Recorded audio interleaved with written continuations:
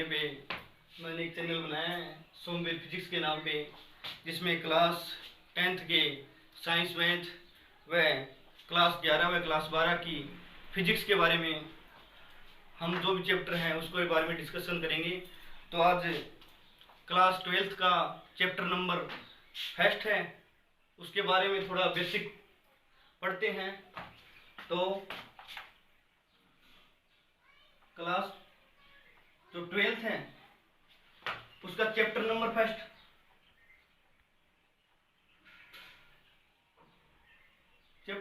है, उसके बारे में आज हम डिस्कशन करेंगे। तो चैप्टर फर्स्ट का नाम हमारा है इलेक्ट्रोस्टैटिक्स, स्थिर वैद्युतिकी। स्थिर विद्युतिकी दोस्तों, स्थिर विद्युतिकी, स्थिर का मतलब है कोई भी चीज है जो चलायमान नहीं है वो, और वैद्युतिकी से महाराज से है विद्युत। और विद्युत का सीधा संबंध कहें तो हम आवेश के बारे में कहेंगे। विद्युत का अगर सीधा संबंध कहें तो हम कहेंगे कि आवेश। तो सबसे पहले हम देखते हैं स्थिर तो मतलब जो वस्तु चलायमान नहीं है उसके बारे में बता देंगे स्थिर है। आवेश, जो आवेश शब्द है वो सबसे पहले हम देखेंगे कहां से आया है। तो शब्द आवेश के बारे में सबसे पहले जानेंगे कि शब्द आवेश कहां से आया है और आवेश नाम इसका क्यों पड़ा। तो देखेंगे कि आवेश एक यूनान का वैज्ञानिक था,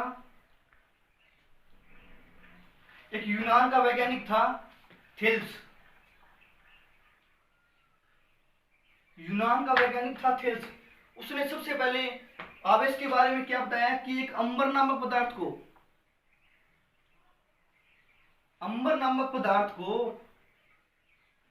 उन्नी वस्त्र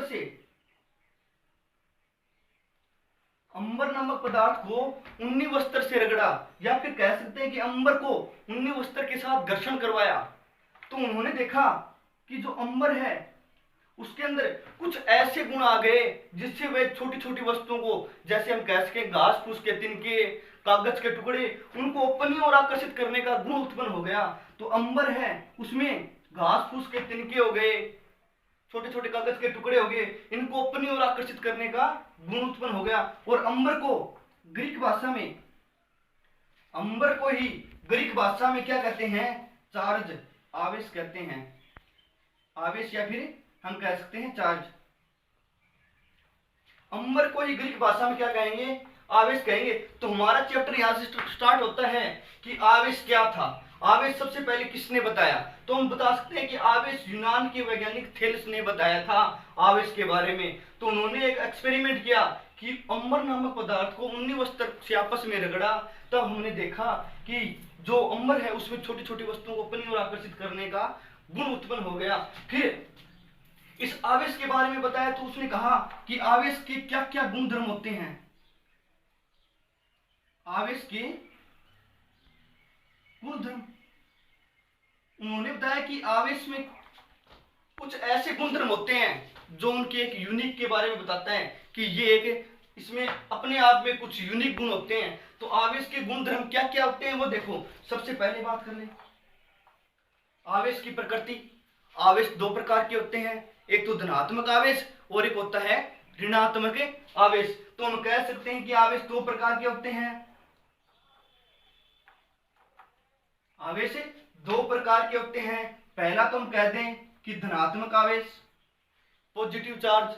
2 नंबर बात कर लें ऋणात्मक, नेगेटिव चार्ज। तो हम कह सकते हैं आवेश दो प्रकार के होते हैं, धनात्मक आवेश और ऋणात्मक आवेश। तो हम कह सकते हैं धनात्मक आवेश और ऋणात्मक आवेश कैसे उन्होंने डिसाइड किया। उन्होंने देखा कि कोई भी दो स्थिर वस्तुएं हैं, वस्तुओं को हमें स्थिर रखना है क्योंकि हमारा जो टॉपिक है वो स्थिर वैद्युतिकी है। इसलिए हम कह सकते हैं उन्होंने कहा कि दो स्थिर वस्तुएं हैं उनको उन्होंने आपस में रगड़ा।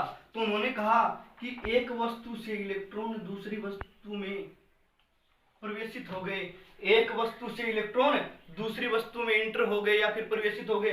तो उन्होंने कहा जिस वस्तु से इलेक्ट्रॉन निकलते हैं, जिस वस्तु से इलेक्ट्रॉन बाहर निकलते हैं वो वस्तु तो धनात्मक हो जाती है, वो वस्तु धनात्मक पॉजिटिव चार्ज हो जाता है, और जिस वस्तु में इलेक्ट्रॉन इंटर कर जाते हैं वो वस्तु ऋणात्मक हो जाती है, वो वस्तु नेगेटिव हो जाती है। तो उन्होंने बताया कि आवेश दो प्रकार के होते हैं। आवेश का पहला गुणधर्म यही था कि आवेश धनात्मक होता है और ऋणात्मक करें।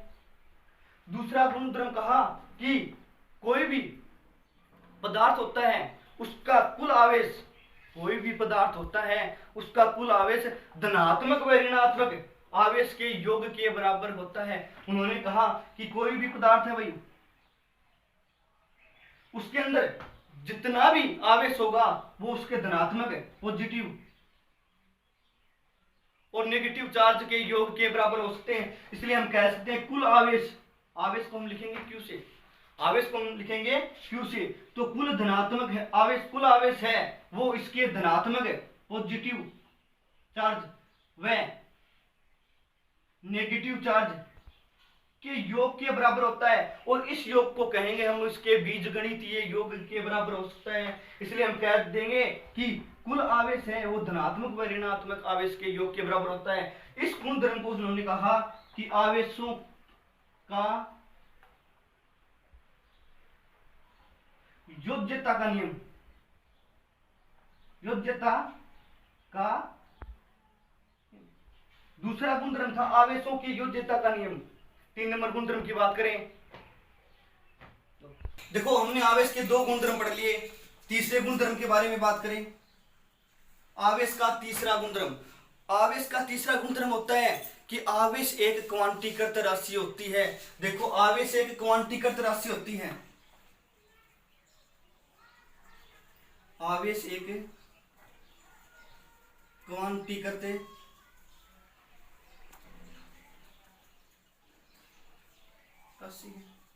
आवेश एक क्वांटीकृत राशि है। देखो जो नाम आया है क्वांटीकृत, क्वांटीकृत का मतलब होता है टुकड़ों में, अर्थात कह सकते हैं कि आवेश टुकड़ों में विभक्त होता है। क्वांटीकृत नाम कहां से आया? क्वांटीकृत नाम आया कि एक वैज्ञानिक था मिलिकन, एक वैज्ञानिक था मिलिकन, मिलिकन नामक वैज्ञानिक ने एक एक्सपेरिमेंट दिया, उसको कहते हैं मिलिकन तेल बिंदु एक्सपेरिमेंट। मिलिकन नामक वैज्ञानिक ने एक एक्सपेरिमेंट किया, उसको नाम दिया था कि मिलिकन का तेल बिंदु प्रयोग। तो उसी से उन्होंने कहा कि आवेश है वो टुकड़ों में होता है। इसका मतलब उसने कहा कि आवेश का कुल मान Q बराबर NE, अर्थात हमें किसी भी पदार्थ का आवेश निकालना हो वो Q बराबर NE सूत्र से निकाल सकते हैं। Q बराबर NE, देखो जहां पे N तो होता है नंबर्स, संख्या 1 2 3 4 ऐसे, E का मान निश्चित होता है, E का मान निश्चित होता है, E का मान होता है 1.6 गुणा 10 की पावर -19 कूलम।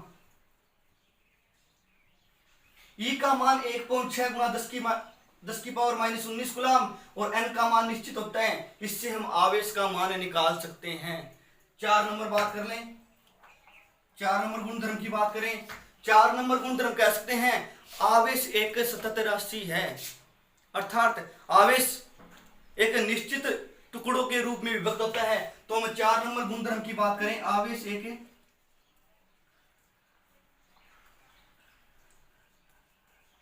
सतत राशि, आवेश एक सतत राशि है। ये 4 नंबर ये थे आवेश के कुछ गुणधर्म जो अपने आप में एक यूनिक कार्य करते हैं। तो हमारे आवेश के 4 गुणधर्म थे। पहला आवेश का योज्यता का नियम कह सकते हैं, आवेश धनात्मक व ऋणात्मक हो सकता है, आवेश एक क्वांटीकृत राशि है, इससे हम आवेश का मान निकाल सकते हैं। और 4 नंबर बात कर लें, आवेश एक सतत राशि है। अब देखेंगे कि हम आगे आवेश